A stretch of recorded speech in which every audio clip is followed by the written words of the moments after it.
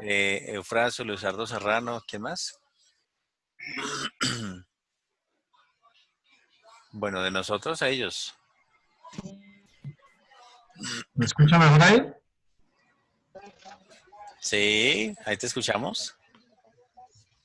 Ah, bueno, sí, es que Víctor me estaba preguntando algo, pero no le escuché. William, si estás hablando no se te escucha, William. A pesar de que tienes el micrófono abierto, no se te escucha nada. Aló, aló, aló, aló, Ahora aló, sí se te aló, aló. escucha, William. Bueno, a pesar de que pues faltan varios hermanos, tendrán sus razones, pero por respeto a los puntuales, lo cual agradezco muchísimo. Con las buenas noches para todos, vamos a dar comienzo. Le pedí el favor a Robertico que inicie la oración, invocando pues la Trinidad, leyendo la secuencia, y después Germán Belandia va a leer la lectura de hoy, la primera lectura de Amós, de la profecía de Amós, y hace una oración en el contexto de lo que vamos a hacer. Y, y después paso a leer las respuestas como quedaron de nuestra reunión pasada. Eh, Hubo mucha satisfacción por parte del padre Alberto de la participación de ustedes y de las respuestas tan concretas. Y reciban un cordial saludo del padre Alberto Camargo, del padre Luis Eduardo y de Monseñor. Bueno, entonces, mi querido Roberto, adelante. Gracias, Willy. Pongámonos en disposición, haciendo la bendición en el nombre del Padre, del Hijo, del Espíritu Santo. Amén. Amén. Cerremos nuestros ojos, pongámonos en la disposición de recibir la bendición del Señor, de su presencia. Padre Santo, nos ponemos en tu presencia para que el Espíritu Santo ilumine nuestros corazones. Y vamos a hacer la oración de asistencia del Espíritu Santo. Ven, Espíritu Divino, manda tu luz desde el cielo, Padre amoroso del pobre. Don en tus dones espléndido, luz que penetras las almas, fuente del mayor consuelo.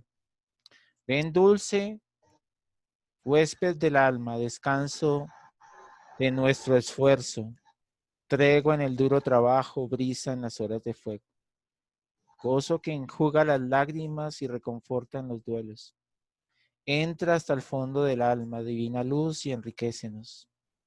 Mira el vacío del hombre si tú le faltas por dentro.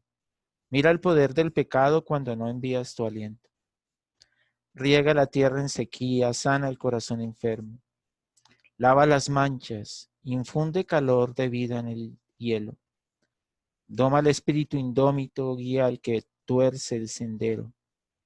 Reparte tus 7 dones según la fe de tus siervos. Por tu bondad y tu gracia, dale al esfuerzo su mérito.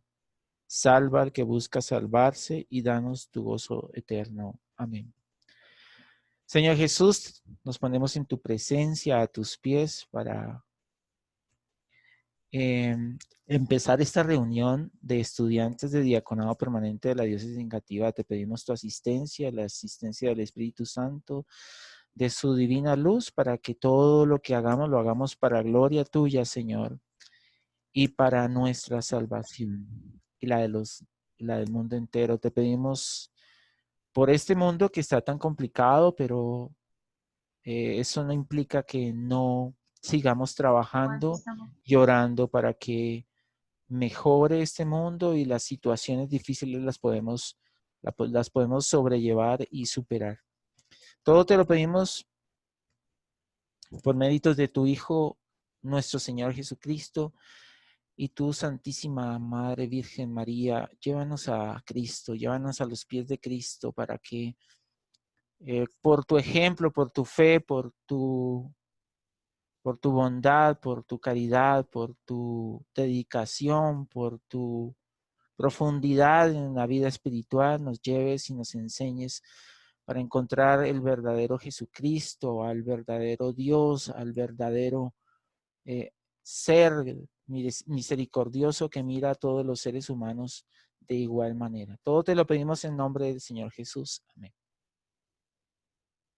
Adelante, Willy.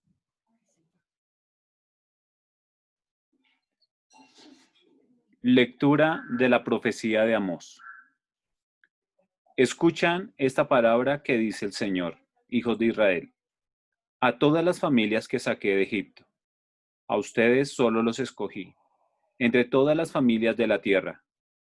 Por eso les tomaré cuentas por sus pecados. ¿Caminan juntos dos que no se conocen? ¿Ruge el león en la espesura sin tener presa? ¿Alza su voz el cachorro en la guarida sin haber cazado? ¿Cae el pájaro por tierra si no hay una trampa? ¿Salta la trampa del suelo sin haber atrapado? ¿Suena la trompeta en la ciudad sin que el pueblo se alarme? ¿Sucede una desgracia en la ciudad que no la mande el Señor? ¿Que no hará cosa el Señor sin revelar su plan a sus siervos, los profetas? Ruge el león quien no teme, habla el Señor quien no profetiza. Les envié una catástrofe como la de Sodoma y Gomorra, y fueron como tizón salvado del incendio. Pero no se convertirán a mí, oráculo del Señor. Por eso, así te voy a tratar, Israel. Y porque así te voy a tratar, prepárate a encararte con tu Dios. Palabra de Dios. Te alabamos, Señor. Señor, en esta noche queremos poner en tus manos esta reunión. Queremos poner en ella no solamente nuestras experiencias particulares, sino también las experiencias de la iglesia a nivel pastoral. Poner en tus manos también la experiencia de Colombia, este país donde se han congregado varias situaciones, varias dificultades, entre ellas toda la situación que se ha dado por desplazamiento, toda esta situación que se ha dado en torno a muerte de líderes sociales. Adicionalmente a esto, Señor, también encomendamos en tus manos todas las situaciones, consecuencias y efectos de lo que es la pandemia, sin olvidar todas aquellas personas que también están enfermas, pero que han sido desplazadas por darle una prioridad a este virus, a esta enfermedad. Te presentamos a cada una de ellas, te presentamos a nuestras familias también, para que la libres, Señor, la libres de todo mal, de todo peligro, y que nos conceda siempre hacer esa voluntad tuya, que como decía el profeta Amós, que seamos capaces también de anunciarte vivo, presente y resucitado en medio de nuestras familias, en medio de nuestros círculos cercanos, y también que todas las personas sientan esa presencia viva. Te lo pedimos a ti, tú que vives y reinas por los siglos de los siglos. Amén. En el nombre del Padre, del Hijo y del Espíritu Santo. Amén. Bueno, gracias Roberto, gracias Germán Belandia, muy Sí, bueno, queridos. muchas gracias. Gracias por, ya estamos 15 hermanos aquí reunidos y yo quiero comenzar o continuar esta reunión mostrándoles las respuestas, cómo se enviaron, cómo quedaron en definitiva las respuestas que nosotros dimos, ¿cierto? Y quiero pedirle el favor a César Peña, por favor, Chao, que hermano. leas la primera respuesta, que cómo quedó. Entonces, dale César, por favor. Ahí está visualizado en pantalla. Perfecto. ¿Sí la ves? Sí, señor. El 2.1. Dale, papá, dale. De acuerdo Sí, a la señor. lectura realizada y de manera muy concisa, exprese qué elementos de este primer capítulo considera deben ser resaltados. Resaltamos la toma de conciencia histórica del proceso que permitirá tener memoria del camino recorrido con escucha para conocer las diferentes realidades, recorrido que permite reflexionar para mejorar el plan pastoral samaritano. Muy bien. Y la segunda, por favor. ¿Cuáles elementos deben ser incluidos? Porque nos evidencian con claridad en el capítulo. Si bien es cierto, las pequeñas comunidades samaritanas misioneras son el eje transversal y espacio vital del plan pastoral samaritano, parecen olvidadas. No se evidencia si se ha evaluado y retroalimentado el proceso con el fin de revitalizarlo. Muy bien. Esas fueron las respuestas que hicimos en el taller pasado. Así, concreto, con lectura crítica, como se dijo desde la vez pasada. Entonces, pues vamos a pasar a proceder. Yo voy a volver a compartir acá la pantalla. Voy a buscar se me fue. Pero entonces, en se nos envió unos links. El primer link hacía referencia a la xenofobia que se generó con los orientales, todo el que tenga ojito rasgado en todas partes del mundo se generó una xenofobia impresionante. Y el segundo artículo fue sobre los asesinatos de las personas, servidores sociales, personas que ayudan a que otras personas dejen de ser pobres, tengan su terreno.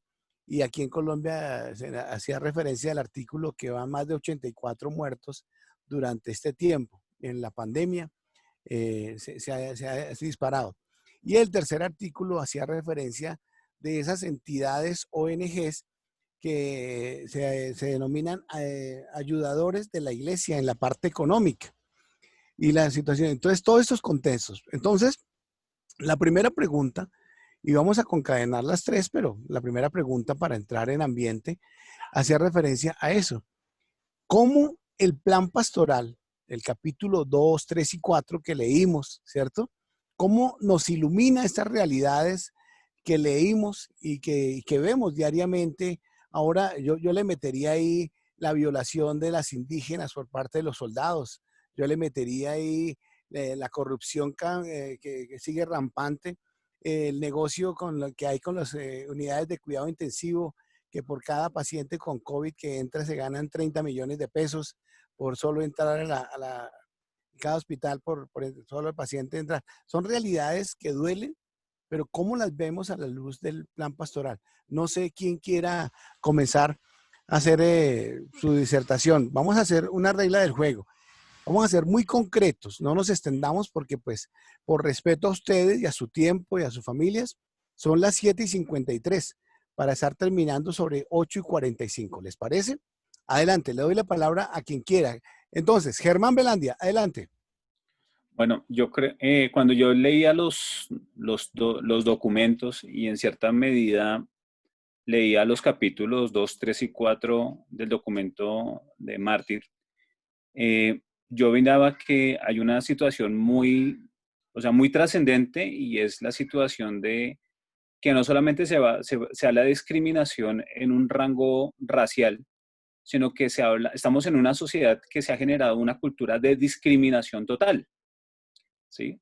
Entonces, solamente el hecho de ver el efecto que se está dando por la pandemia solamente es algo que ha aumentado, pero que siempre se ha mantenido, ¿sí? O sea, el hecho, por ejemplo, en Bogotá, del desplazamiento de comunidades de población venezolana, ha llevado precisamente a que también hayan rasgos de discriminación fuerte. Entonces, todo lo que se ha dado con las comunidades indígenas, con el desplazamiento obligado, con una cantidad de cosas, y que, querámoslo o no, Bogotá es una ciudad cosmopolita, y al ser cosmopolita, pues nos vemos en la obligación de encontrarnos con distintas poblaciones que de una u otra manera están radicadas dentro del rasgo de la discriminación. Uno solamente es mirar lo que pasó en Soacha, donde tuvieron que sacar unas poblaciones porque invadieron unos terrenos. Entonces, no somos ajenos a esas realidades. Creo que aquí hay una situación fuerte, y es que el documento nos habla de plantear un discurso desde la misericordia. Entonces, ¿cómo entender ese discurso de la misericordia? Por medio de esas poblaciones que de una u otra manera están siendo discriminadas y que es el pan de cada día. O sea, creo que aquí lo que es la diócesis negativa, tenemos mucha población que está siendo discriminada de distintas formas. Entonces, sí es muy importante hasta pronto mirar qué se va a hacer con esas poblaciones que están llegando. O sea, uno mira y son muchas las poblaciones que están llegando, y que están llegando precisamente a Suba, y yo lo hablo desde el sector de Suba. ¿Por qué? Porque Suba era lugar de paso, ¿no? Uno recordar un poquito la historia, Suba en su primer momento era lugar de paso para llegar a Bogotá, y que aún sigue siendo lugar de paso. O sea, mucha población se ha radicado aquí en Suba y ha tenido un aumento demográfico muy alto. Entonces, creo que podríamos empezar a hacer una reflexión desde ahí.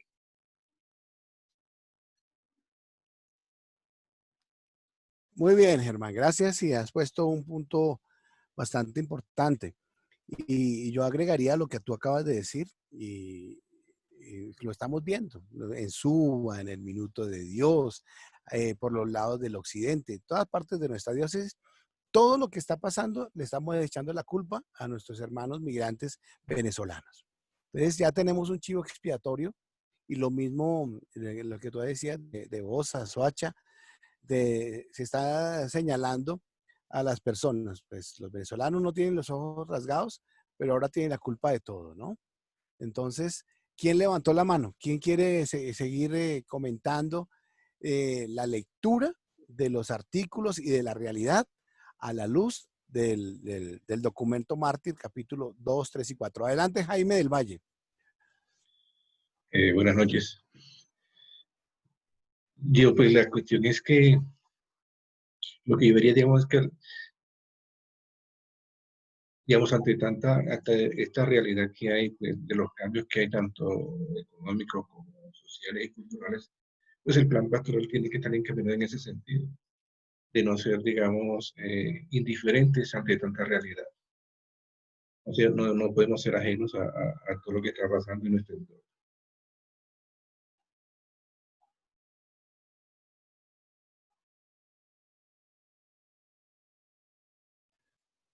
Listo. ¿Quién más desea seguir conversando? Dale, Héctor Luis. Bueno, yo trataba de buscar como algo que esté concatenando las lecturas, ¿no? Porque si bien es cierto que en la primera se estaba hablando de la situación del COVID y cómo hay un tema de xenofobia, en el otro artículo se hablaba acerca del problema tan impresionante que tenemos nosotros con los líderes sociales, y en el tercero de la problemática misma de la iglesia, cómo se ha encontrado abocada y retada desde su pastoral. Lo que yo encuentro en común es que ahí se refleja la realidad del hombre como tal. Y esa realidad del hombre es bien compleja. Eh, yo pienso que el ser humano como tal a nivel general eh, le tiene miedo a las diferencias. La xenofobia es miedo a las diferencias. Los líderes sociales que son atacados no es solamente un problema de diferencias, sino también un problema de narcotráfico, que están cuidando terrenos y un montón de cosas que hay ahí, de intereses que no son nada sanos. Pero en general tenemos miedo a las diferencias. En todo el mundo hay un fenómeno de migraciones. Aquí en Colombia lo vimos con los venezolanos, pero igual en Oriente lo viven, y en Europa, sobre todo con los musulmanes y demás. Pero hay miedo a la diferencia. Ahora los chinos son supuestamente los culpables. Hay miedo a la diferencia. El documento Mártir señala algunas pautas que me parecen que son importantes. Y me llamó mucho la atención cuando hablaba acerca de que la actitud del buen samaritano es más que un acto religioso. Es más como un acto humano, ¿sí? Trasciende realmente el tema religioso, porque la verdadera compasión, el ponerse en los zapatos del otro, es un acto humano, que no solamente se debe ver con el prisma religioso, sino que somos nosotros los que estamos como abocados a ayudar al otro y a los otros como tal. Y para terminar, solamente quería decir que también el tema de la técnica, del aislamiento como tal por la misma tecnología, que independientemente de lo que vimos ahorita, que nos vemos abocados a usarla, en general las redes sociales lo que están volviendo son hombres y mujeres más solitarios, hombres y mujeres más egoístas, hombres y mujeres más centrados en sí mismos, que están desplazando al otro y a los otros. Entonces, cuando hay situaciones extremas como estas, pues ya los hombres y mujeres en general de todo el planeta estamos eh, en un centrismo, en una autorreferencialidad que nos impide a nosotros ver a los demás. Y es el reto que nosotros tenemos con el plan de evangelización. Bueno, excelente planteamiento. Germán, aquí listo, dale, Germán Acero, por favor. Después Carlos Eduardo. Gracias. Pues evidentemente tenemos frente a estas noticias, nos damos de cara con una realidad, con tres realidades, ¿sí? La realidad de la discriminación que se nota en el primer artículo, la realidad de un tema de matanza sistemática, ordenada, inocultable, que pues obviamente nos pone de presente las diferencias sociales tan marcadas, tan profundas, el sentido de la pertenencia de la tierra, el narcotráfico, como también ya lo he mencionado, y finalmente una iglesia que sufre, una iglesia que en medio de toda esta crisis, pues también se ve afectada y sin embargo sigue eh, dando la cara ante esa realidad. Y creo que esas tres cosas, esos tres artículos que nos pusieron en tema de discusión, pues se relacionan íntimamente con los capítulos 2, 3 y 4 del plan del análisis del plan pastoral del documento Mártir, en el sentido de que primero es una realidad que nos llama, es una realidad que tenemos frente a nosotros y que nos llama. Dice, bueno, pero también nos plantea el reto de, bueno, ¿cuál es el modelo de iglesia que debe responder ante esa realidad?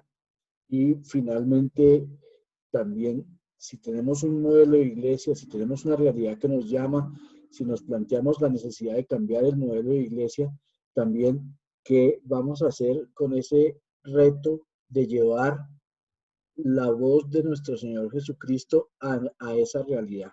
Es decir, el reto pastoral que se nos plantea. Entonces, yo creo que el documento es bien enfático en varias cosas. La primera, en que tiene que ser una iglesia que escuche, una iglesia que capte esa realidad, que se alimente de esa realidad, pero aún más que esté inmersa en esa misma realidad y que obviamente en ese esquema, pues interprete qué es lo que está pasando en nuestra vida, en nuestro mundo, en nuestra comunidad. Se hace mucho énfasis en uno de los ejes de la pastoral, que es el de las pequeñas comunidades, el de esa vivencia tan cercana entre unos y otros, así como también se hace referencia a la necesidad de un actuar pastoral diferente, con una formación mucho más profunda para los laicos, también con unos esquemas de trabajo y de participación diferentes. Entonces, a mí me parece que lo que aporta en este sentido el plan pastoral de interpretación de la realidad y de respuesta a esa misma realidad, pues es definitivamente el camino, ¿sí? Está identificado, es nuestro reto pastoral, cómo formamos una iglesia misionera y samaritana. Y yo creo que ahí el actuar, que también está en alguno de los puntos de las respuestas, creo que es el capítulo 4, en el que está también la escuela diaconal como uno de los puntos también importantes para el desarrollo de todo este trabajo. Eso es. Muchas gracias. Bien, gracias, mi hermano. Entonces, Carlos Eduardo, adelante. ¿Quién sigue después? Después sigue Fernando. ¿Levantaste la mano? No, te está rascando la cabeza. ¿Quién sigue? Germán. Entonces, Carlos Eduardo y Germán Belandia después. Adelante. Ok, muchas gracias, buenas noches. Primero resaltar ese, ese miedo en que nos tiene inmersos, la mundanidad, este modo de vivir humano que nos tiene sinceramente agobiados cada vez más. Surgen nuevos problemas, cada día el mundo está en mayor caos. ¿Cierto? El miedo nos tiene arrumados, como se dice coloquialmente. Eh, en nuestro país particularmente la corrupción, el desempleo, la violencia, la guerrilla, los paramilitares, los mismos, eh, los grupos delincuenciales. Cada día no puedes salir tú en bicicleta porque te van a quitar la bicicleta y si no la entregas te van a matar. Si no entregas tu celular te van a matar también. O sea, cada día más el mundo nos tiene a nosotros como nos tiene el el coronavirus es la cerecita que le hacía falta al pastel. Entonces, sinceramente, el mundo nos tiene en nuestras casas, nos tiene encerrados, nos ha hecho un poco individuales porque cada uno pensamos en nuestra situación familiar. Eh, También pensamos en la comunidad. Como hijos de Dios debemos pensar en la comunidad, pero prácticamente que nos es imposible salir a la calle, tenemos las manos maniatadas. Entonces, lo único que yo veo que realmente nos puede salvar es esa confianza en la esperanza de nuestro Señor Jesucristo. La única solución es darle ese valor, reencontrarnos con nuestro Señor Jesucristo, con su persona, con lo que vino a hacer en medio de nosotros, a acogernos, a enseñarnos, a capacitarnos y a enviarnos a desarrollar esa gran tarea que tenemos como evangelizadores, como profetas de su reino, de amor, de su reino de salvación para todos nosotros. Y eso es lo que en sí encierra el plan pastoral, ¿cierto? Que esa adopción de lo que es nuestro Señor Jesucristo, su estilo de vida, el diseño que fue planeado desde el comienzo, el plan de salvación de nuestro Dios, de nuestro Padre, que se vino a cumplir en la plenitud de los tiempos con la venida de nuestro Señor Jesucristo. Es la única esperanza que tenemos. El mundo, nos va a acabar si se lo permitimos. Entonces, los que estamos cerca de nuestro Señor Jesucristo, los que estamos en la iglesia, los que trabajamos porque cada día se lleve ese mensaje de esperanza, eso es lo que tenemos que hacer nosotros por estos medios digitales, mientras podemos salir, tenemos que rebuscarnos la manera de hacerlo. Y el plan pastoral no podría haber encontrado mejor nicho para desarrollarse que la situación en la que nos encontramos. Gracias. No temáis, dice nuestro Señor.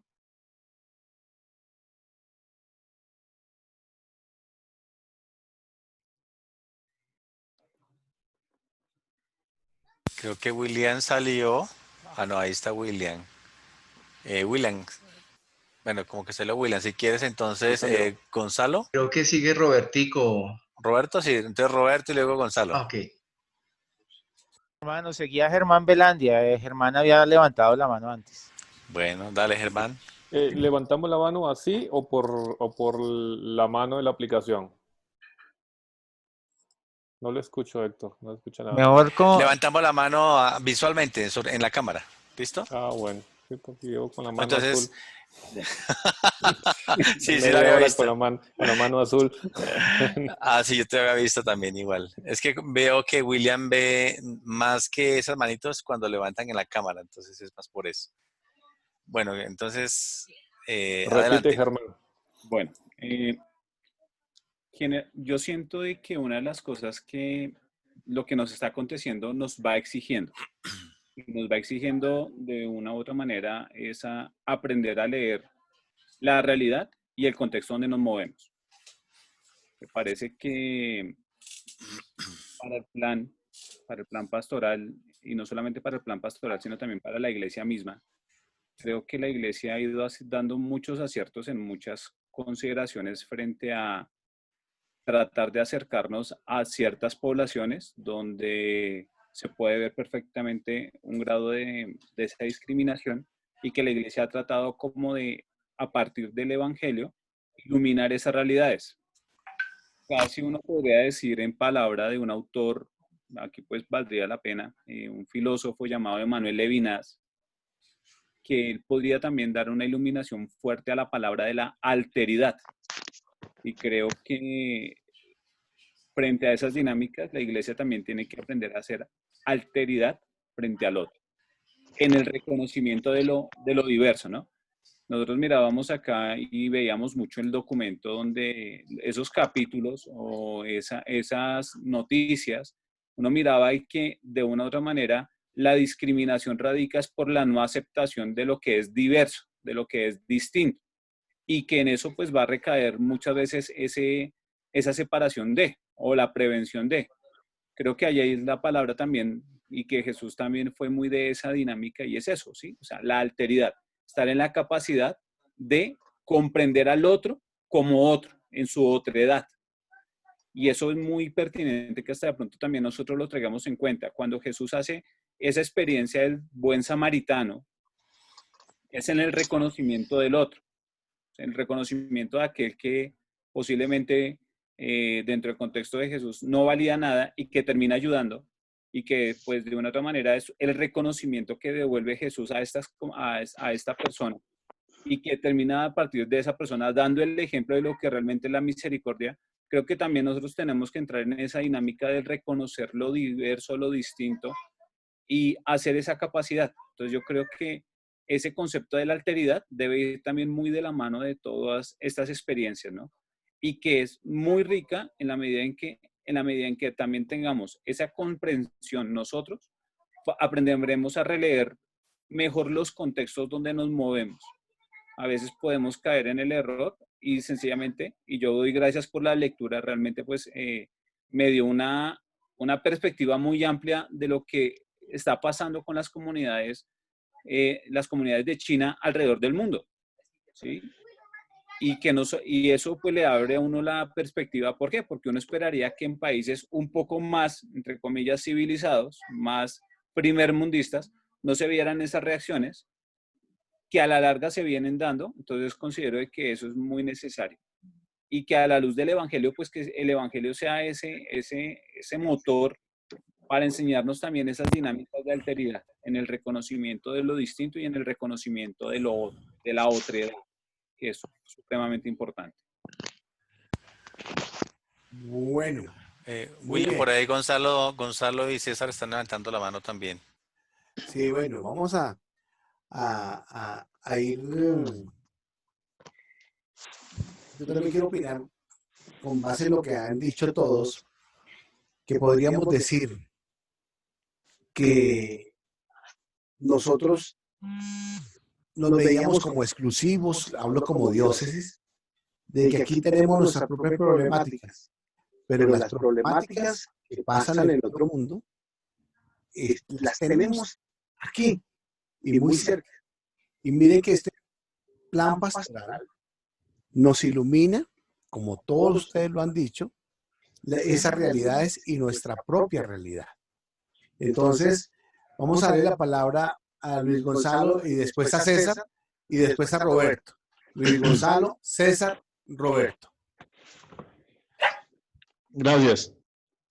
Bueno, yo quiero ser crítico basado en la realidad, y es que lo que está sucediendo como seres humanos no lo hacemos, porque hemos venido dañando nuestro mundo, y lo que estamos viendo y lo que pudimos leer, lo decía ya Héctor, el flagelo que nosotros estamos viviendo en Colombia, de líderes sociales, de toda esa problemática, aparte desde la década de los 60, cuando el narcotráfico se infiltró y ya los campesinos prefirieron, por la mala paga de sus cosechas, prefirieron empezar a cultivar droga. Y es lo que 50 años después seguimos viendo. Por eso el que se levanta hoy a pelear en derechos humanos termina siendo victimizado. Y sumado a lo del COVID-19, lo que leímos en la noticia, pues eso no va a parar ahí, porque aquí yo pienso que aquí se va a derivar un odio por las muertes de los familiares. ¿Cuántas personas no han podido ni siquiera hacerle un sepelio digno como estábamos acostumbrados a sus familiares? Entonces, si esa noticia la leímos de esa manera, esto va a llevar mucho más odio hacia los asiáticos. Ya cada uno pensará si fue creado, o cómo fue ese virus, pero enfocado hacia el plan pastoral, yo destaco 3 aspectos en cada capítulo. Uno es la conversión pastoral, porque nosotros, el plan pastoral está muy bien diseñado, nosotros podemos hablar muy bonito, pero en el capítulo 2 se habla de la conversión pastoral. Si la conversión no empieza por parte de cada uno de nosotros en lo que hacemos, en un trabajo en equipo, que sumado al capítulo 3 habla de romper el clericalismo, si hay división entre los sacerdotes, si hay división entre los diáconos, si hay diferencias y envidias entre nosotros, entonces, ¿a qué ciudad de la misericordia vamos a llegar? Y el capítulo 4 habla sobre la centralidad de Jesús, porque desafortunadamente lo hemos visto. Muchas veces uno, si uno se reviste, uno pudiera a veces quererse llevar el centro de atracción. Y cada uno de nosotros puede conocer historias de sacerdotes, de diáconos, y nosotros no somos el centro de atracción, es Jesús. Y dentro de toda esta problemática, de lo que dijeron anteriormente, lo único que nos queda es la esperanza. Y la esperanza de hablar con la realidad. Porque aquí en esto que estamos viviendo, en cómo se ha incrementado el virus acá en Colombia, tenemos que ser conscientes, hasta con la muerte, de que muchos o se van a morir o vamos a morir. Entonces, tenemos que empezar, la gente se tiene también que empezar a educar en que hay una muerte. Y eso tiene que ser unido de la mano, pues, junto con la esperanza de por parte de la iglesia. Porque mira ahorita el rifirrafe político que va a empezar, que cuarentena, que no cuarentena, es bien difícil porque hay personas que si no se mueren por la cuarentena, por el virus, van a morir de hambre, porque hay personas que viven del día a día en toda la ciudad y en todo el país. Y en todos los países está pasando eso. Entonces uno ve posiciones de izquierda, de centro, de derecha, tanto en la política como en la misma iglesia. Y lo que nos tiene que enfocar es la esperanza hacia esa ciudad de la misericordia, pues bajo esos puntos que expliqué anteriormente. Gracias.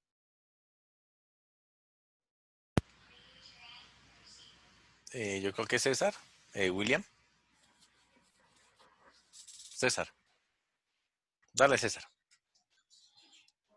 Perfecto. Listo. Varias cosas de lo que han dicho y lo que hemos leído. A mí lo que me llama la atención del documento es que en una parte dice que urge un observatorio interdisciplinar y es una de las 6 bases. En otra parte ponemos con un mínimo porcentaje un diálogo interdisciplinar e interinstitucional. O sea, encuentro contradicción yo, porque en un cuadro nos dice que tiene el 50 y tantos %, si no estoy mal, y en otro cuadro nos dice que tiene el 15%. Entonces, veo eso, o sea, no puede existir misericordia si no nos alimentamos de la realidad, y la realidad se alimenta y se sustenta también por medio de un diálogo interdisciplinar. O sea, tú no le puedes decir a la gente, entienda, no sea, no sea racista o clasista o xenófobo, según sea el caso, a punta de Biblia nada más. O sea, no podemos hacer eso, no podemos decirle solo porque Dios amó a todos y ya. O sea, no podemos llegar a ese extremo de creer. Creo que es muy importante el diálogo interdisciplinar. Frente a estas noticias, que bueno, que como decía William al inicio, ahora hay noticias también mucho más frescas y también fuertes. Frente a todas estas noticias, creo que lo que el documento nos dice, primero, esa actitud bueno, primero la famosa triada que nos plantea el documento, esa realidad, iglesia y pastoral. Porque a veces creo que nosotros hemos puesto iglesia y pastoral y como que nos desencarnamos de esa realidad. Y para encarnarnos en esa realidad, y ahí sí discrepo con lo que decía Héctor al inicio, debemos utilizar los medios y yo no creo que los medios vuelvan a las personas solitarias. Las redes sociales, para ser más específicos, como lo mencionó Héctor. Creo que hemos entendido mal eso. Gracias a las redes sociales y gracias a eso, es que podemos enterarnos de noticias como tales. Por eso que pues, no podemos ser ajenos a una realidad. No podemos ser ajenos. Y más aún cuando en el capítulo 3, si no estoy mal, no, en el capítulo 2 igual, si no estoy mal, habla que esas acciones para conquistar todo ese proyecto, ese plan pastoral samaritano, entre uno de ellos habla de las comunicaciones y habla de las TICs. Yo creo que nosotros debemos aprovechar todo eso. en esta situación.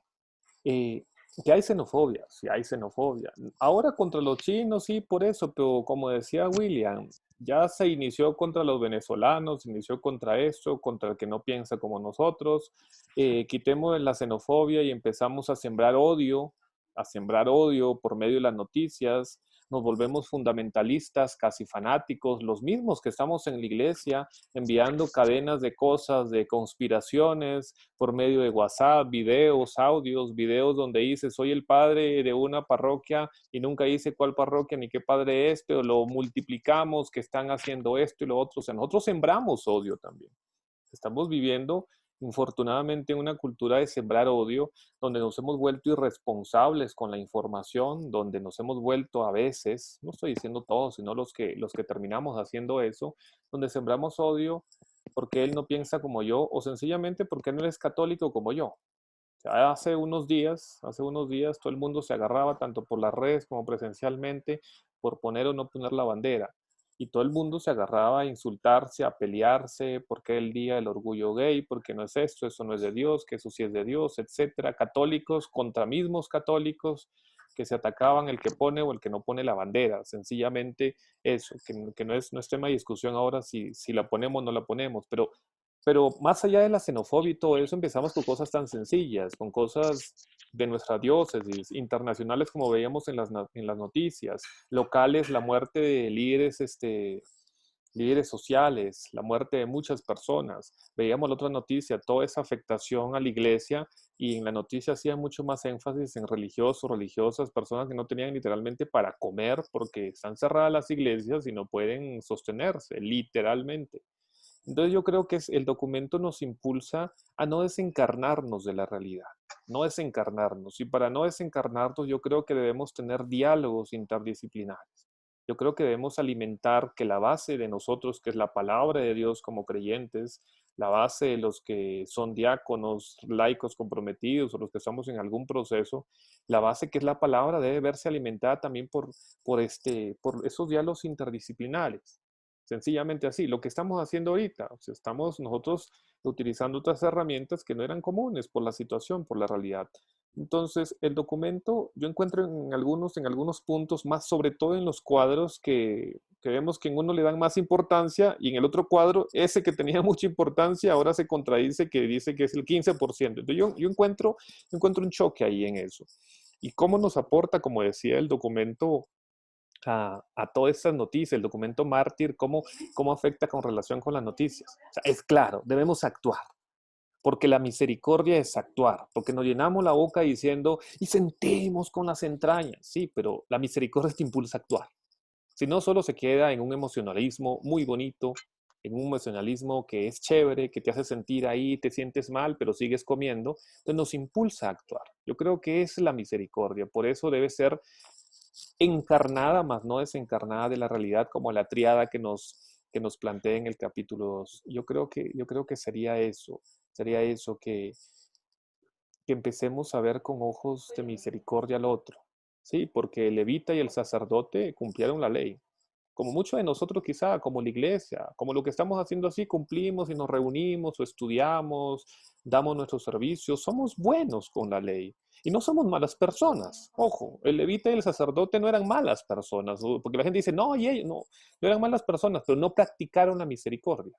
La tenían como concepto, la cargaban en tablas de la ley, la llevaban en los pectorales, no sé, tantas cosas, pero la misericordia nos invita a actuar, a hacer algo, no solo a quedarnos como espectadores, o sea, ¿qué vamos a hacer? O sea, como diócesis, como grupo de estudio, como diáconos, como estudiantes, entonces, ¿qué vamos a hacer? Así sea decir, hoy tomamos una foto y ponemos yo apoyo a tal cosa, no sé, yo creo que es eso. Y hay muchas cosas para trabajar en nuestra diócesis, en la ciudad, en el mundo, pero que no se quede solo en diálogos, sino en acciones. La misericordia es eso, sentir con las entrañas es moverme a actuar. William, por ahí Jesús pidió el favor que le leyéramos su opinión. Son 6 rengloncitos. Entonces, si me permites, leo la... Ok, dice Jesús Meneses, hermanos, las lecturas nos dan una idea de cómo estamos los hombres para con los hombres, nuestro acercamiento al otro. Nos necesitamos todos, somos un mismo espíritu. Nuestra iglesia samaritana y misionera debe llegar a todos estos corazones, al rechazado y a quien lo rechaza, para abrazarnos en un mismo hogar. Y ahí está la opinión de Jesús, que está con nosotros, pero tiene dificultades por lo que está fuera de Bogotá, está como que en el campo. Bueno, dale, Roberto, por favor. Oye, quiero ser un poco breve, pero me gustaría concretar algo de este tema. No olviden que estas conclusiones de estos documentos es producto de la historia. Entonces, no hay que desconocer de la historia de la diócesis. Entonces, lo primero es que no hay que desconocer que este documento no salió por teorización o porque a alguien se le ocurrió. Es producto de la historia de la diócesis. Y hay que reconocer que la diócesis ha tenido trabajo sobre la realidad digamos, de los problemas que tiene la diócesis. A mí lo que me parece importante y práctico, porque yo creo que debemos entrar al tema práctico, al tema de qué hacer para que la iglesia, digamos, llegue a hacer el papel que debe hacer en realidad en la sociedad. Yo pienso que hay una parte muy importante y es que la iglesia sí lo ha hecho. Imagínense un mundo sin la iglesia. Empecemos por ese lado. Estaría en un caos tenaz. Porque la iglesia es el termómetro de la vida moral de un país, de una sociedad, de los seres humanos. Me refiero a su parte espiritual, ¿no? Y la iglesia es ese parámetro que tiene la sociedad para frenarse de todos los males que hay. Lo que yo pienso de todo este tema es que hay que articular de mejor manera y de manera más eficiente y más coordinada toda esta parte teórica y de alguna manera hay unos temas muy prácticos. Si ustedes ven en los últimos capítulos, hablan de la acción didáctica, de la acción política, de la acción evangelizadora.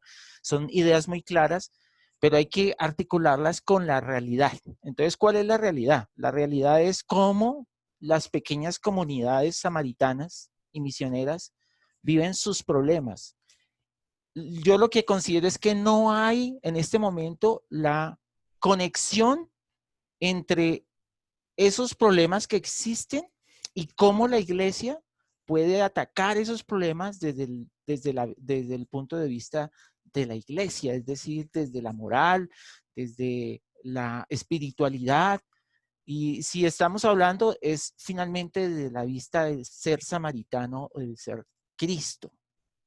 Entonces yo pienso que la iglesia en este momento debe, aparte de hacer esto, crear como lo dijo alguien acá, lo dijo César, ese observatorio que haga que todos esos procesos sean reconocidos y visibles para la iglesia y para la sociedad.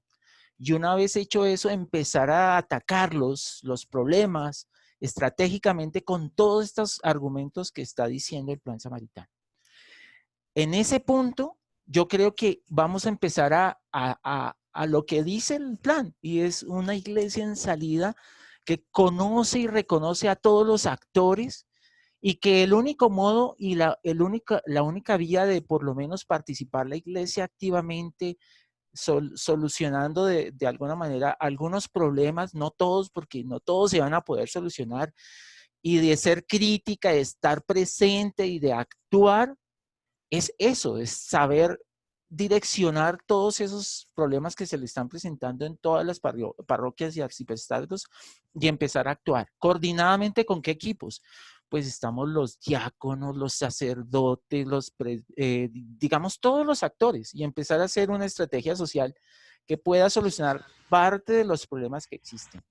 Pienso que ese es el punto clave de todo este proceso, porque ya la estructura estructura teológica, la estructura teórica ya está y está muy clara qué es lo que se quiere obtener. Ahora es llegar a esa realidad y lo que decía también César, medir con ese proceso lo que sí es verdaderamente que impacta en lo que debemos actuar para que la sociedad, para que esos problemas puedan ser solucionados. Es decir, que la iglesia sea una iglesia que impacte sobre esos problemas y que los pueda solucionar.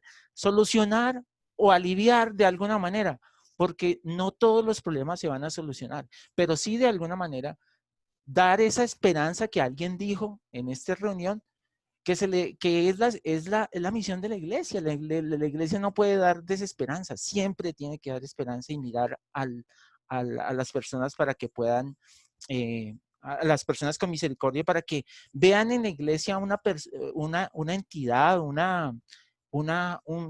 a todos los miembros de la iglesia como personas que dan esperanza y que pueden ayudarlos de alguna manera. Mil gracias.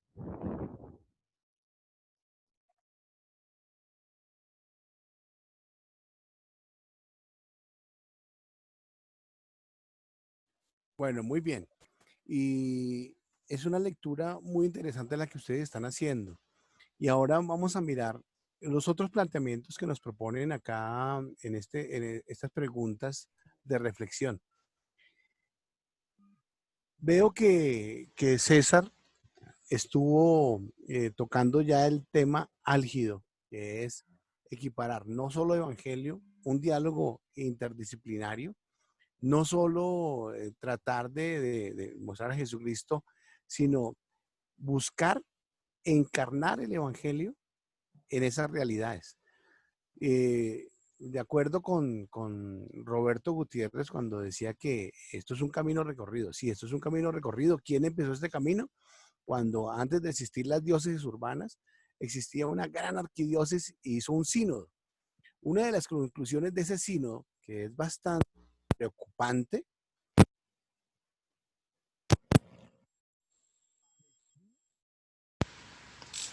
No se te escucha, William.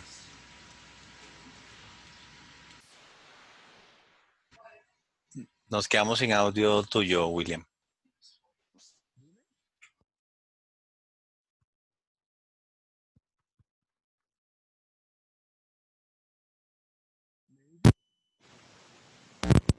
aló. ¿Me dices aló? Ya, ahí te escuchamos. Ah, bueno. Esto viene del gran sínodo arquidiocesano, que una de las grandes conclusiones decía que parecería que el evangelio no está enraizado, no está enraizado en la comunidad, en la sociedad. Tiene un camino paralelo. Y hoy, mírense, ¿cuánto tiempo llevamos ya de esto? Pareciera que sigue exactamente igual. Pareciera que el evangelio va por un lado y la sociedad va por otro lado. Entonces, en ese contexto de ideas, queremos básicamente ir y analizar las propuestas. Las propuestas son diálogos interdisciplinarios, más encuentro con personas. Y aquí, si leemos esta pregunta que estoy señalando acá con el cursor, ¿percibe algún desencuentro entre el contenido de los 3 capítulos y la realidad? ¿En qué y por qué? Nosotros hace poco tuvimos una reunión con el Consejo Episcopal y decíamos eso, decíamos, vemos un desencuentro cuando los presbíteros no nos acogen como diáconos, como servidores, sino que creemos que creen que somos un problema, un estorbo, una incomodidad. Entonces, eso lo decíamos nosotros, eso es un desencuentro. Entonces, ¿qué otro desencuentro y qué planteamientos? Plantea una ruta de intervención. Entonces, dialoguemos ahora sobre esos desencuentros y qué ruta podría seguir el plan pastoral con respecto a una propuesta concreta. Adelante. ¿Quién quiere comenzar?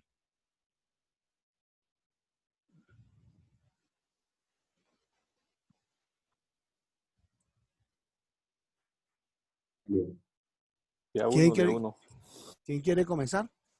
¿Qué desencuentros ven? Alguien ya lo dijo ahí, alguien lo dijo, que listo, que está muy bien elaborado, la parte teológica ya está, el marco histórico, el marco teórico ya está, pero ante la realidad que estamos viviendo, primero, a todos la pandemia nos cogió fuera de base. Uno. Dos, ¿cómo ha sido la pandemia? ¿A ustedes los han llamado sus párrocos? Los llaman a preguntar cómo están, tienen comida, cómo es a su familia. Díganme con la cabeza, no, sí. ¿Los han llamado? A mí personalmente, como diácono, no me han llamado, ¿cierto? A mí me Y, llamaron de la escuela diaconal, pero como tarea. bueno, pero hay una cosa, Sí, en esos son serio, con un esos son cuestionario. desencuentros, esos Un son desencuentros, esos desencuentros. Entonces, ¿qué camino podríamos plantear?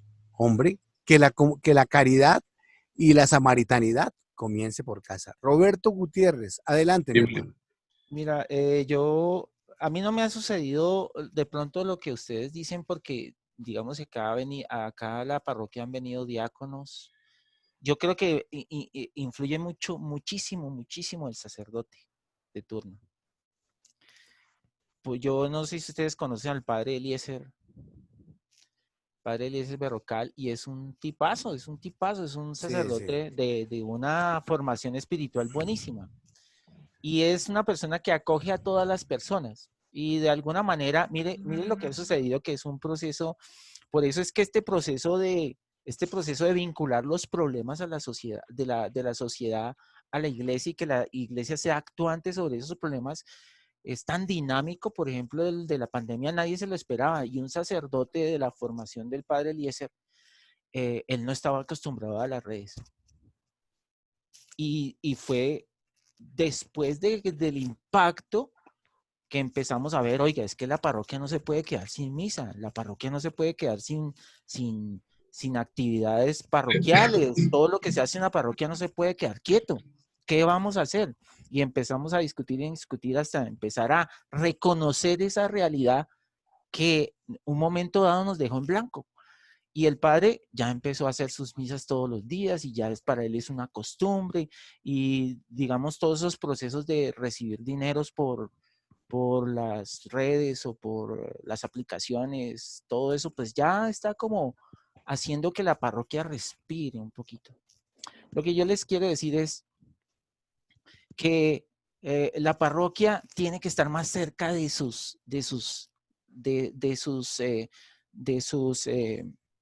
fieles, pero más que eso, es de recoger toda esa problemática y hacerla visible, y eso es lo que no tenemos en la iglesia. No lo tenemos. Si usted se da cuenta, cada uno de ustedes y cada uno de nosotros hacemos una actividad diferente, ¿sí? Unos hacen una cosa, otros hacen otra cosa, otros tienen una iniciativa, otros tienen muchas iniciativas. ¿Y cuál es el punto? Ninguna o muchas de esas no llegan a ser la actividad principal de la iglesia, sino que tenemos una serie de actividades en todo lado, pero ninguna o muchas de ellas no hacen que se canalicen hacia digamos, una organización que vaya tabulando y que vaya identificando todos esos problemas, y que después empiece a generar unas actividades, unas políticas, unos procedimientos y todo lo demás que se debe hacer para que finalmente se pueda de alguna manera hacer visible todos esos problemas y darles una solución. El problema para mí de la iglesia es ese, que no tenemos una organización que nos centralice todos esos procesos. Lo centralice no es que mande, no, es que centralice todas esas problemáticas y diga, Miguel, venga, en la parroquia tal hay un problema de comida.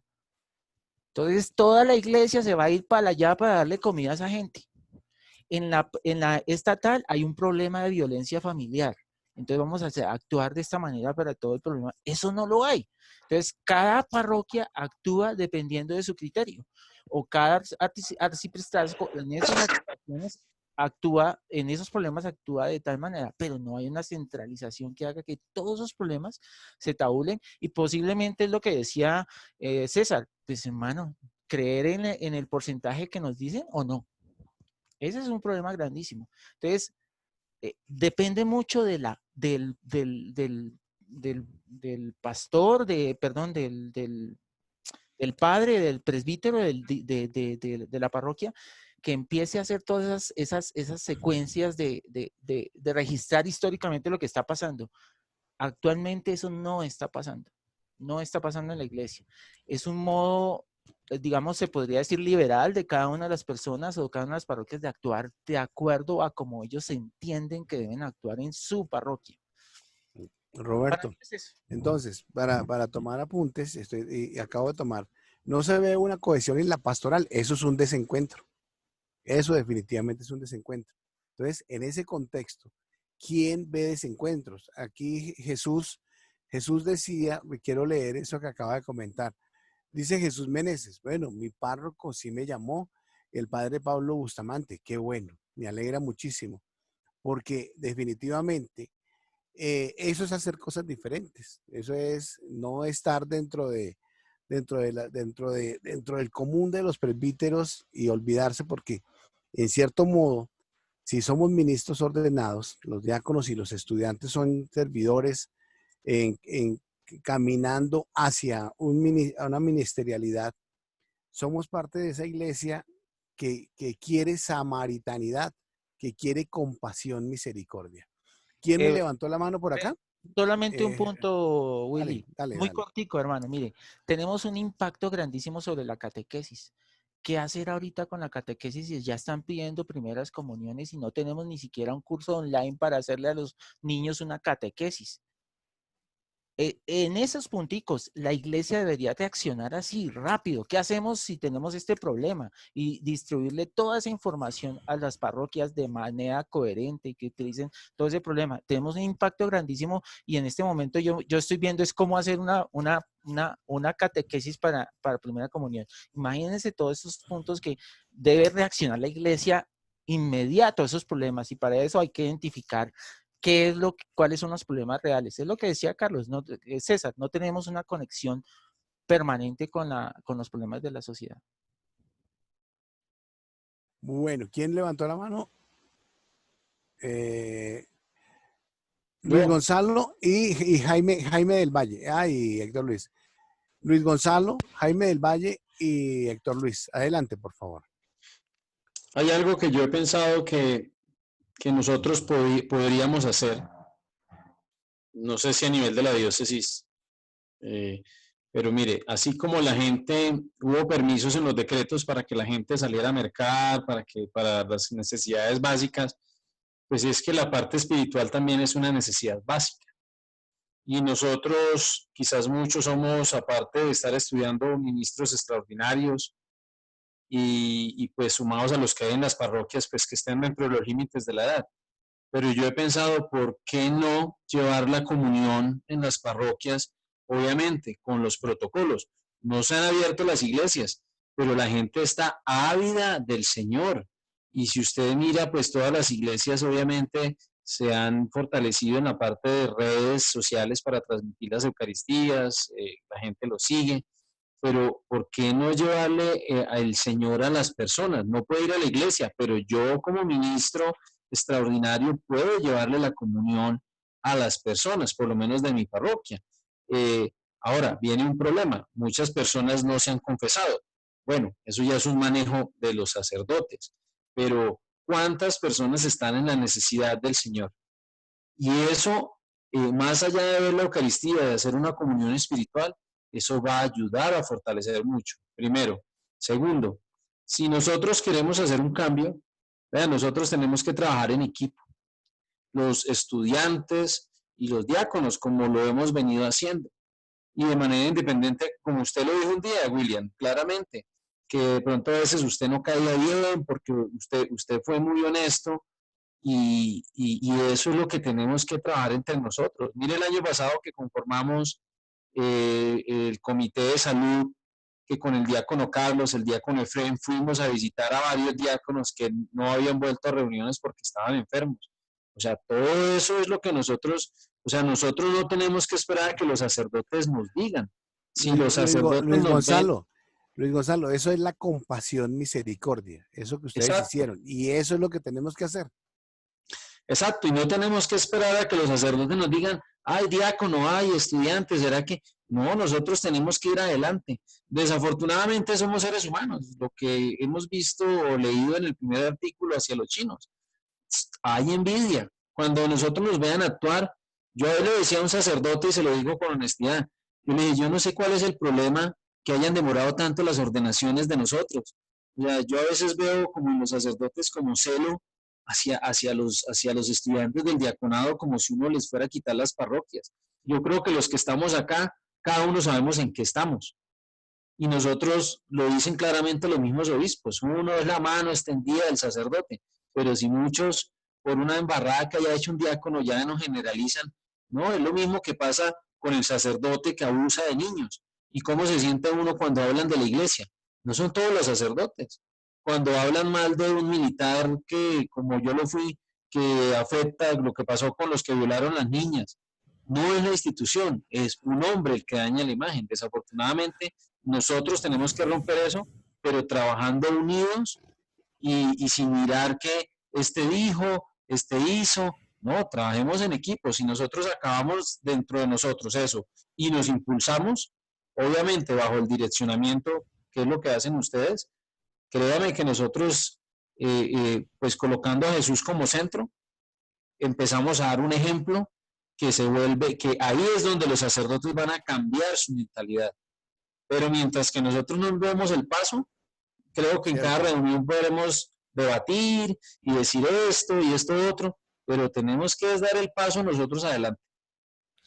Luis Gonzalo, de eso se trata este tipo de opiniones. Yo estoy tomando aquí la mayoría de notas, es porque, y les pongo en contexto a todos, esta es la primera vez que a los diáconos y estudiantes se nos da una participación activa. Por eso me ha gustado muchísimo el ejercicio que ustedes están haciendo. De leer primero un documento y hacerle una crítica. Eso no es malo. Me gustan todas las intervenciones de ustedes, los contextos que dan. De eso se trata, Luis Gonzalo, de que nosotros nos sintamos y nos apropiemos y despertemos el sentido de pertenencia de la iglesia. Y bueno, la pandemia está logrando cosas interesantes. Esto es una cosa interesante, un trabajo interesante de ayudar a crear la nueva etapa del quinquenio 2020-2024. Jaime del Valle le había levantado la mano. Adelante, mi hermano. Pues yo quiero referirme específicamente del documento como tal. Una de las críticas que veíamos, digamos, en el encuentro anterior era en cuanto a las tabulaciones que ahí se presentaban, ¿no? Igualmente yo veo en estas tablas que hay muchas cosas que realmente, o sea, decía ahorita Roberto, digamos, de que el plan pastoral reconoce, el plan reconoce la realidad y conoce la realidad, pero el plan pastoral, pero pareciera que, digamos, que los ejecutores como tal, las personas, digamos, sobre todo en la parte, digamos, los que en las parroquias deben desarrollar el plan, no realmente no reconocen no conocen el plan pastoral. Porque si uno mira, digamos, en las tablas, pues digamos, uno dice, digamos, o está especificado que las pequeñas comunidades son el eje transversal del plan pastoral. Sin embargo, en una de las tablas aparece que dice que las transformaciones requeridas de nuestro modelo de iglesia aparece crear e involucrarse en las pequeñas comunidades samaritanas y misioneras en el puesto 10, solamente con el 3%. Entonces, si realmente ese es el eje transversal, ¿por qué se le da tan poco relevancia a eso?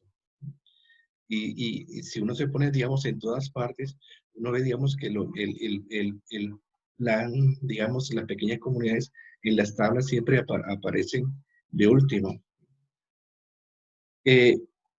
Si uno mira, digamos, que veamos la atención, digamos, es en la tabla 8, ¿no?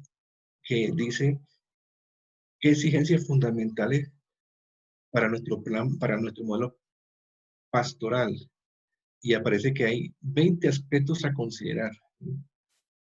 20 aspectos y solamente el primero tiene un 6%. Y aquí aparece en el puesto 5, en el puesto 5, 6, una con el 4%, que es asumir las opciones de una nueva etapa. Hacer la lectura de realidad tiene el 4%. Entonces, si la que está en el puesto 6 tiene un 4%, ¿qué porcentaje tendría la que está allá en el puesto 20? Ujú.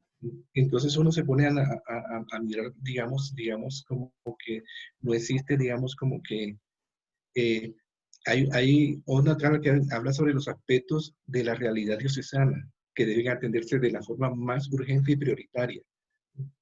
Ahí, digamos, identificarse con el plan pastoral samaritano está en el puesto quinto, con un 15%. Entonces, Ujú.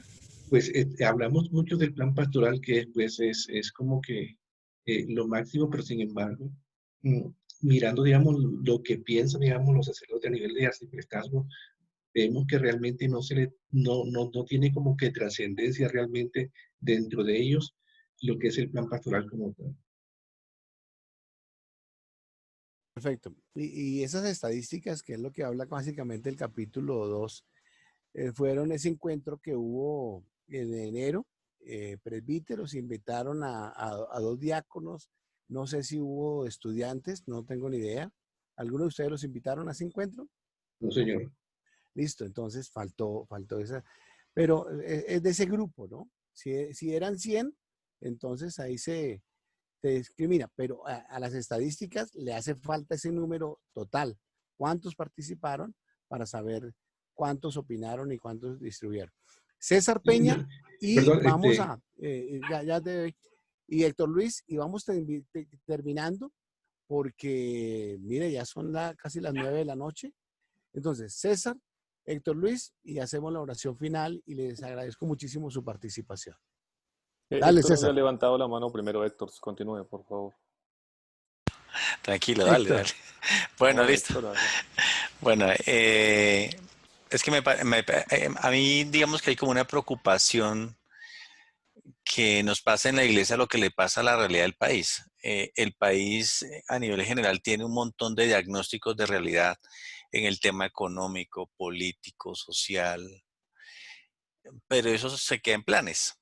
¿Mm?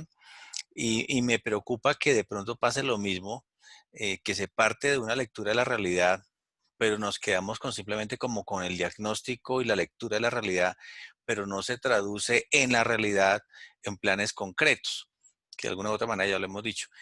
Viendo el documento, justamente en el capítulo 2.4, cuando habla de acciones para la conquista del sueño diocesano, se resumen esas acciones en 4 círculos. El primero dice iniciación cristiana, 32%, principio de compasión misericordia, el 11%, comunicaciones TICS, el 11%, y pequeñas comunidades samaritanas y misioneras. Yo me senté unos minutos a reflexionar sobre si esas estrategias que están planteando ahí, esas acciones, son realmente las estrategias para atacar la realidad de acuerdo a lo que hemos visto. Si yo me pongo a ver la realidad, recordando por lo menos los artículos que estábamos leyendo sugeridos en el taller, y me pongo a pensar si estas 4 líneas realmente van a responder a la realidad que tenemos en nuestra diócesis, yo creo que nos vamos a quedar cortos. El tema de la iniciación cristiana es un tema que está en boca de la iglesia desde hace muchísimo rato, pero es un tema que no se ha trabajado con seriedad. Y lo digo que no se ha trabajado con seriedad, ¿por qué? Porque es que seguimos hablando de la iniciación cristiana. Nosotros deberíamos estar hablando no de la leche que debemos tomar nosotros espiritualmente cuando comenzamos en la fe, sino de la carne madura, de los hombres maduros en la fe. Pero todavía estamos hablando de la iniciación cristiana. Es decir, tenemos un problema. Tenemos un problema y no sé si solamente estos 4 aspectos que estén aquí mencionados sean los que respondan realmente a las estrategias para que alcancemos el sueño del plan diocesano. Entonces, yo creo que tenemos un reto.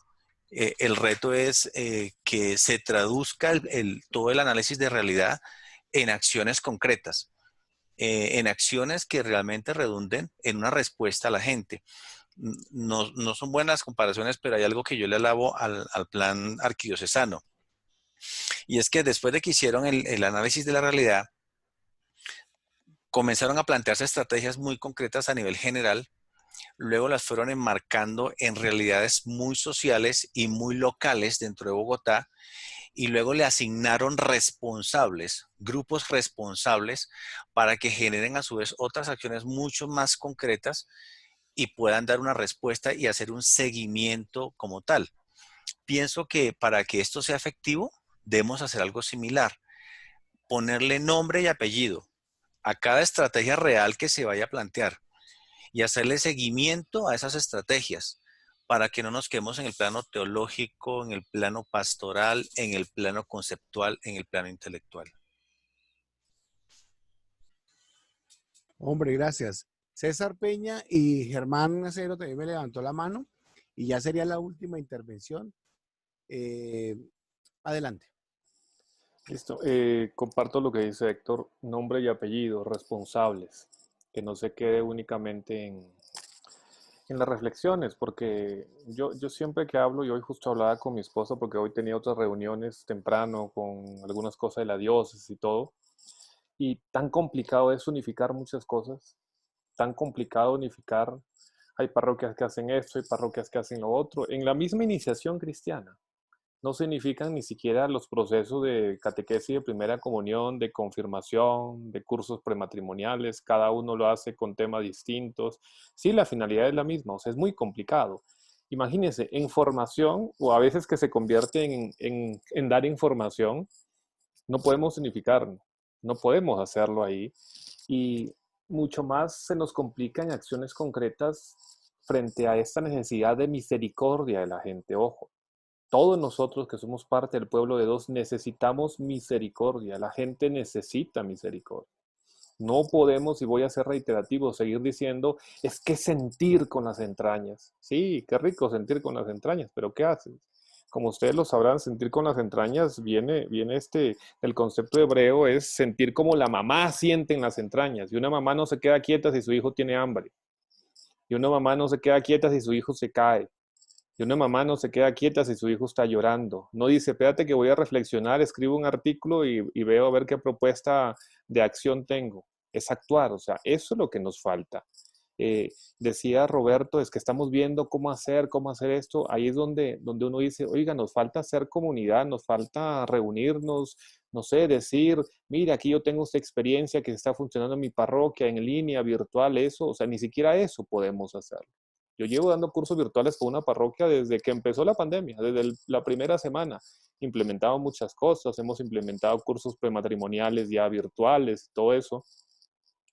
Y a veces, y hoy justo en una reunión le decía a varios párrocos, y si necesitan capacitarse alguna cosa que se haga, porque yo veo que cada uno se desgasta tirando por su lado, jalando con sus pocos o muchos esfuerzos para sacar adelante su parroquia, y no nos unimos todos. Entonces, eso es. Lo mismo entonces en este contexto de la misericordia. Yo creo que hay que empezar a ser misericordiosos con nosotros en nuestras comunidades parroquiales.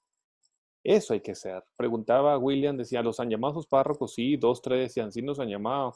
Otro quizás decía, a mí me han llamado a regañar, o a mí ni siquiera se ha dado cuenta que no he vuelto, qué sé yo. Tantas cosas que uno encuentra. Yo en la parroquia en la que estoy, sí, el padre me llama porque estamos trabajando ahí. Y es eso, o como le decía, son de broma, en la escuela diaconal, la arquidiócesis me llamaron, pero era cuestión de tarea. Y yo fui muy claro con el que me llamó porque era un cuestionario así, tipo encuesta. Le decía, pues que eso parece una encuesta, más que un acompañamiento pastoral. Y le dije, inclusive, le digo, me disculpa, pero yo no puedo abrirme con una persona que ni siquiera sé cómo es.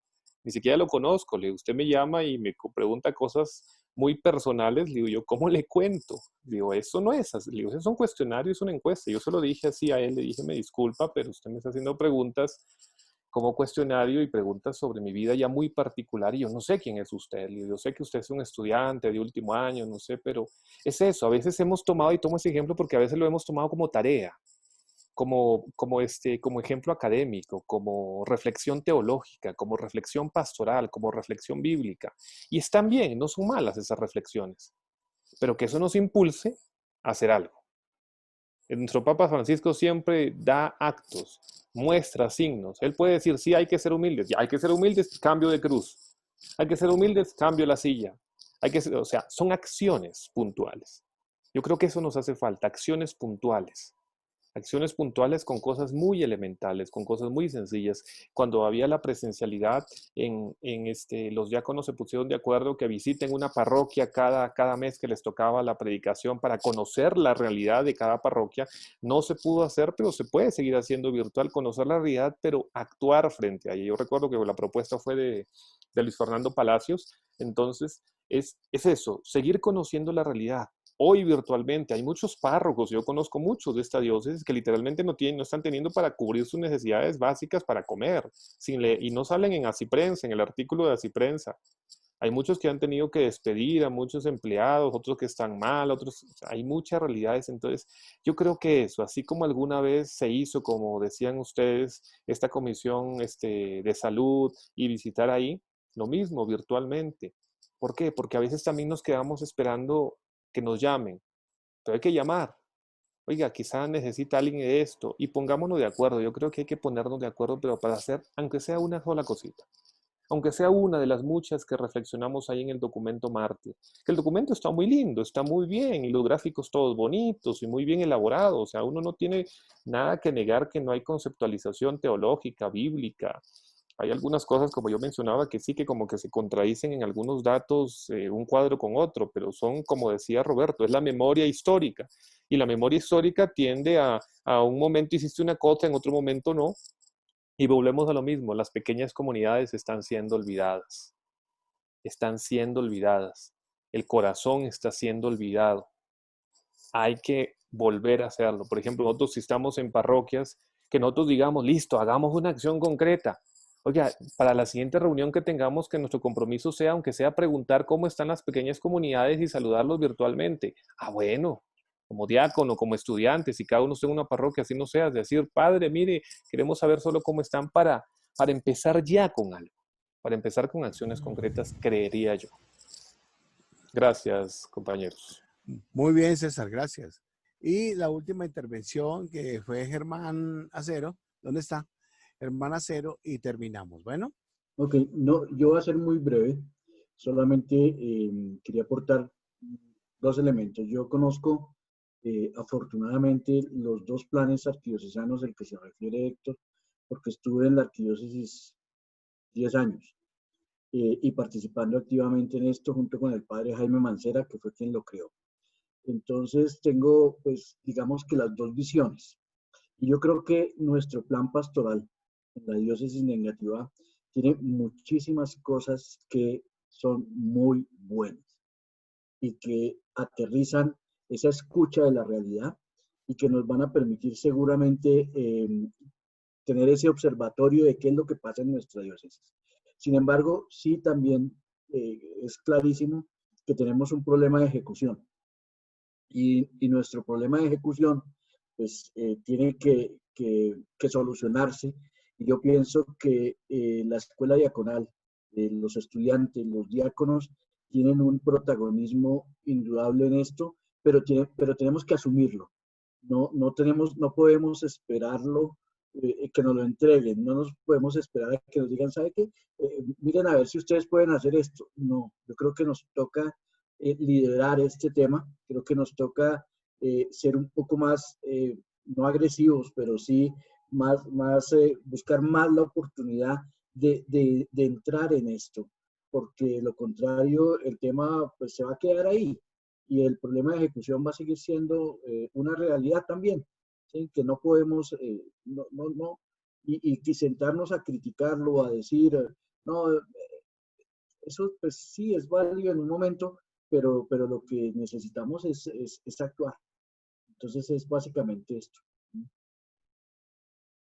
Muchísimas gracias a todos por su participación.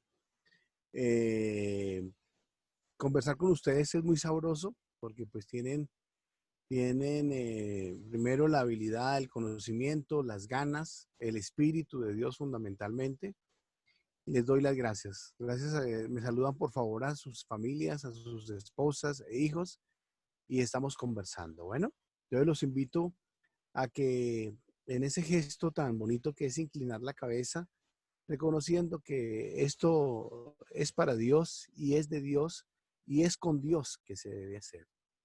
Te doy gracias, Dios, por este momento.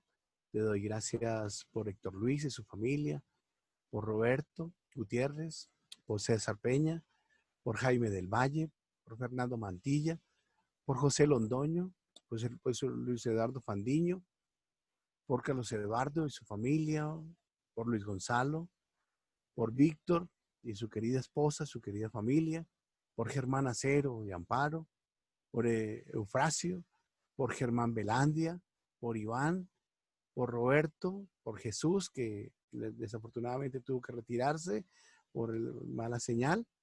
Gracias, Jesús. Gracias. Este proyecto, somos aquí parte activa. Somos personas que queremos caminar a tu lado, que nos alimentes, que nos des fuerza. Y es con tu espíritu también, Jesús. Esto no es porque yo quiera, es con tu espíritu, es con tu gracia. Bendícenos, Señor. Bendice al señor obispo, a Francisco Antonio. Bendice a todos nuestros presbíteros, a los diáconos, a los servidores.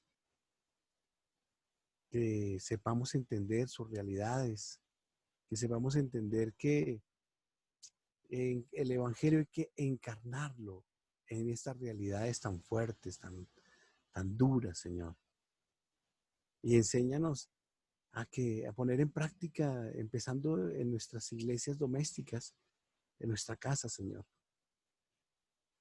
Qué lejos a veces estamos de encarnar el Evangelio, de iluminar. Gracias, Jesús. Gracias por las redes sociales. Gracias por esta herramienta Zoom, que para muchos es nueva. Gracias, Jesús. Gracias. Los invito a que repitamos esa oración que Jesús nos enseñó. Levanten sus manos, elévenla al cielo, las manos vacías, que necesitan ser llenas del amor de Dios, de la gracia de Dios. Padre nuestro, que estás en el cielo, santificado sea tu nombre. Venga a nosotros tu reino. Hágase tu voluntad en la tierra como en el cielo. Danos hoy nuestro pan de cada día. Perdona nuestras ofensas, como también nosotros perdonamos a los que nos ofenden. Y no nos dejes caer en la tentación y líbranos del mal. Y yo, porque pues tengo un ministerio que me ha sido dado, y tengo la potestad de transmitir una bendición que no es mía, Dios me ampare de apoderarme de ella. Es de Jesús, es de Dios. El Señor esté con ustedes. Y la bendición de Dios, Padre, Hijo y Espíritu Santo, descienda sobre cada uno de ustedes, sobre sus esposas, sobre su hijo el mayor, sobre su hijo el del medio y sobre su hijo el más pequeño. Y permanezca para siempre. Amén, amén y amén. Un abrazo para todos. Vengan, muchachos, si alguno hizo el ejercicio de hacer por escrito, responder por escrito las preguntas, envíemelo al WhatsApp o envíemelo a mi email para terminar de concretar las excelentes reflexiones que ustedes me dieron. ¿Alguien lo hizo en escrito? ¿Por escrito? Si alguien lo hizo por escrito, me lo envían, por favor. Bueno, gracias. Un abrazo. Cuídense mucho. Dios los bendiga. Luego. Germán, ¿me echas una llamadita? Chao. Germán Acero. Buenas noches, que estén bien.